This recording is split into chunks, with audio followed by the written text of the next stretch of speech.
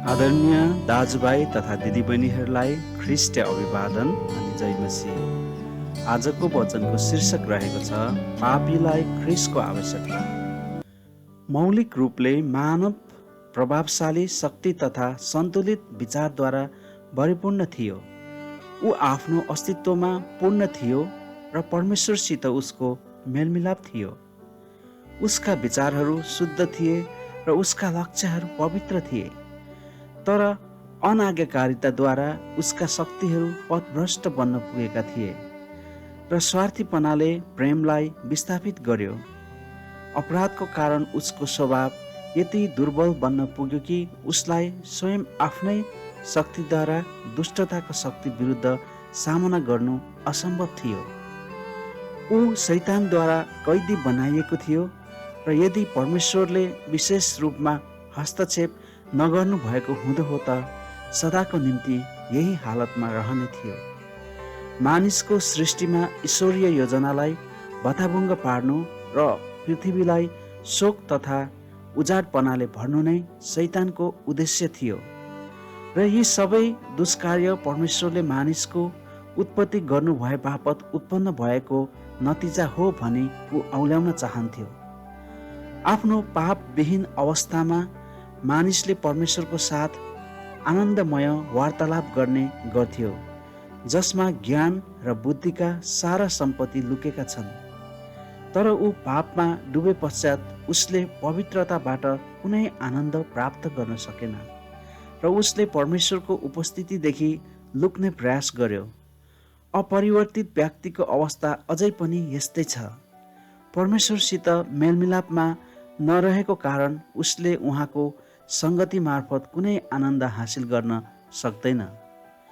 पापी मानिस परमेश्वरको उपस्थितिमा खुसी रहन सकेन। ऊ पवित्र जनहरूका सङ्गतिदेखि पछि हट्ने गर्दथ्यो। यदि उसलाई स्वर्गमा प्रवेश गर्ने अनुमति दिएको भए तापनि यसले उसलाई कुनै आनन्द प्रदान गर्ने थिएन। स्वर्गमा निस्वार्थ प्रेमको भावनाले शासन गरेको हुन्छ, जहाँ प्रत्येक आत्मा असीमित प्रेमको हृदयसँगै उत्प्रेरित हुने गर्दछ। यस्तो ठाउँमा उसको आत्माले प्रतिउत्तर स्वरूप कुनै समानता प्राप्त गर्न सक्ने थिएन। उसका विचारहरू, उसका अभिरुचिहरू, उसका उद्देश्यहरू त्यहाँका पापरहित निवासीहरूका सामु बिरानो साबित हुने थिए। स्वर्गको रागमा ऊ एक प्रतिकूल ध्वनि साबित हुनेछ। स्वर्ग उसको निम्ति एक यातनाको स्थान हुनेछ र उसले परमेश्वरदेखि लुक्ने तीव्र इच्छा गर्नेछ, जो स्वर्गको ज्योति तथा यसको आनन्दको केन्द्र हुनुहुन्छ। दुष्टलाई स्वर्गबाट अलग पार्ने परमेश्वरको स्वेच्छाचारी आदेशले होइन, तर तिनीहरू स्वयं आफ्नै अयोग्य ठहरिएर स्वर्गदेखि अलग हुन पुग्दछन्। तिनीहरूका निम्ति परमेश्वरको महिमा एक भस्म पार्ने आगो साबित हुनेछ। तिनीहरूले विनाशलाई स्वागत गर्दछन् ताकि तिनीहरू उहाँको मुहारदेखि लुक्न सक्नेछन्, जो तिनीहरूलाई उद्धार गर्नका निम्ति मर्नुभयो। जुन पापको दलदलमा हामी डुबेका छौँ त्यसबाट स्वयं आफ्नै युक्तिद्वारा छुटकारा पाउनु हाम्रो निम्ति असम्भव छ। हाम्रो हृदय दुष्ट छ र हामीले यसलाई परिवर्तन गर्न सक्दैनौँ। अशुद्धबाट कसले शुद्ध निकाल्न सक्छ? कसैले सक्दैन। पापमय शरीरतिर लागेको मन चाहिँ परमेश्वर प्रति शत्रुता हो।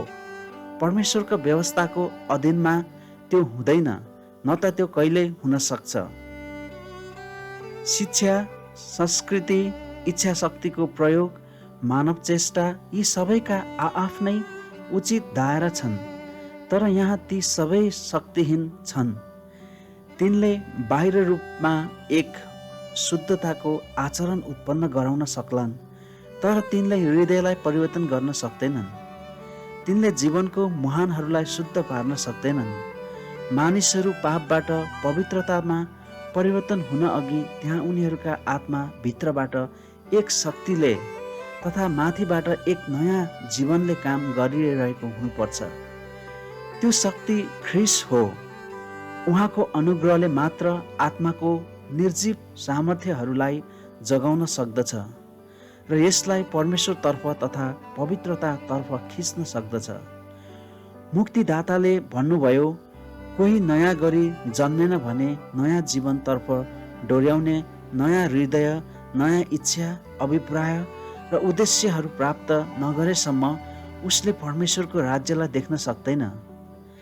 स्वभावद्वारा मानिसमा जुन असलपन रहन्छ त्यसको मात्र उन्नति गरिरहनुपर्छ भन्ने विचारधारा एक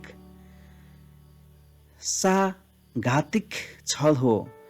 यो मानिस आत्मिक छैन।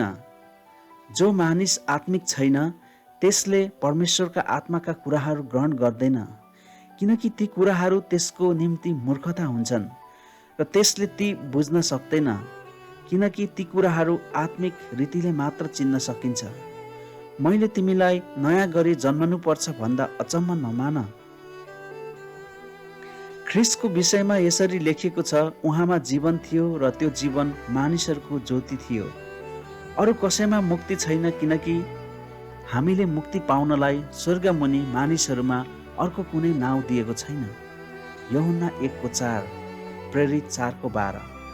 परमेश्वरको प्रेमको विषयमा ज्ञानबोध गर्नु र उहाँको चरित्रको परोपकारिता तथा पैतृक कोमलतालाई देख्नु मात्र यथेष्ट छैन। उहाँको व्यवस्थाको ज्ञान र न्यायको बारेमा थाहा पाउनु तथा यो प्रेमको अनन्त सिद्धान्तमा आधारित छ भनी देख्नु मात्र यथेष्ट छैन। प्रेरित पावलले यी सबै कुराहरू स्पष्ट देखे र उनले यसो भने, व्यवस्था असल छ भने म सहमत हुन्छु। व्यवस्था पवित्र छ र आज्ञा पवित्र, न्यायसङ्गत र असल छ। तर आफ्नो हृदय छुने वेदना र निराशाको तितोपनमा उनले थप यसो भने, म चाहिँ शारीरिक छु र पापैमा बेचिएको छु। उनले पवित्रता र धार्मिकताको तीव्र अभिलाषा राखेका थिए जुन उनी स्वयं आफै प्राप्त गर्न शक्तिहीन थिए र उनले यसरी पुकारे, हाय म कस्तो दुखी मानिस, यस मृत्युको शरीरबाट मलाई कसले छुटाउला। सबै राज्यका र सबै युगका मानिसहरूका बोझले लादिएका हृदयदेखि निस्किएका पुकारहरू यसरी नै माथि स्वर्गसम्मै पुग्ने गरेका छन्। सबैको निम्ति त्यहाँ केवल एक मात्र यस्तो जवाब छ, हेर संसारको पाप उठाइ लैजाने परमेश्वरका थुमा। त्यहाँ अनेकौं यस्ता उदाहरणहरू छन् जसद्वारा परमेश्वरको आत्माले यस सत्यतालाई चित्रण गर्न तथा जुन मानिसहरू अपराधको बोझबाट मुक्त हुनलाई तीव्र अभिलाषा राख्दछन् तिनीहरूलाई यो कुरा सरल तुल्याउने प्रयत्न गर्नुभयो। जब एसावलाई छल गरी आफ्नो यस पाप पश्चात याकुब आफ्नो पिताको घरबाट भागे, तब उनी दोषको भावनाद्वारा लादिन पुगेका थिए। जब उनी एक्लो तथा त्यागिएका अवस्थामा थिए, जीवनलाई सुखमय तुल्याउने सारा थोकहरूबाट अलग्गिन पुगेका थिए, तब त्यस अवस्थामा सबै कुराहरूमाथि एउटै मात्र चिन्ता जसले उसको आत्मालाई थिचिराखेको थियो, त्यो यो डर थियो कि उसको पापले उसलाई परमेश्वरदेखि अलग तुल्याइदिएको छ र कि ऊ स्वर्गबाट नै त्यागिएको छ। खिन्नताका साथ उनी रुखो मरुभूमिमा विश्राम लिन बसे। उनको वरिपरि केवल एकान्त डाँडाहरू थिए भने माथि चाहिँ ताराहरूद्वारा चम्किलो आकाश थियो।